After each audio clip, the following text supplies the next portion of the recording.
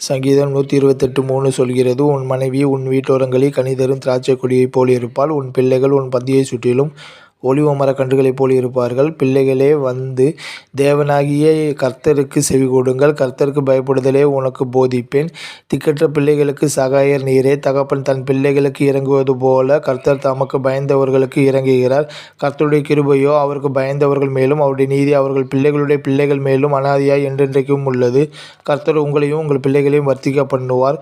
மலடியை சந்தோஷமான பிள்ளைத்தாய்ச்சியாக்கி வீட்டிலே குடியிருக்க பண்ணுகிறார். அல்லேலூயா. நீ உன் பிள்ளைகளின் பிள்ளைகளையும் இஸ்ரவேலுக்கு உண்டாகும் சமாதானத்தையும் காண்பாய். அவர் உன் வாசல்களின் தாழ்ப்பாள்களைப் பலப்படுத்தி உன்னிடத்தில் உள்ள உன் பிள்ளைகளை ஆசீர்வதிக்கிறார். வாலிபரே, கன்னிகளே, முதிர் வயதுள்ளவர்களே, பிள்ளைகளே, கர்த்தரைத் துதியுங்கள். இதோ, பிள்ளைகள் கர்த்தரால் வரும் சுதந்திரம், கர்ப்பத்தின் கனி அவரால் கிடைக்கும் பலன். இப்பேற்பட்ட தேவன் நம்மை ஆசீர்வதிக்க விரும்புகிறார். பிள்ளைகளாகிய நாம் கர்த்தருக்குள் கீழ்ப்படிந்து தேவனுடைய ஆசீர்வாதத்தைப் பெறுவோம். தேவனுக்கே மகிமை உண்டாவதாக. ஆமென்.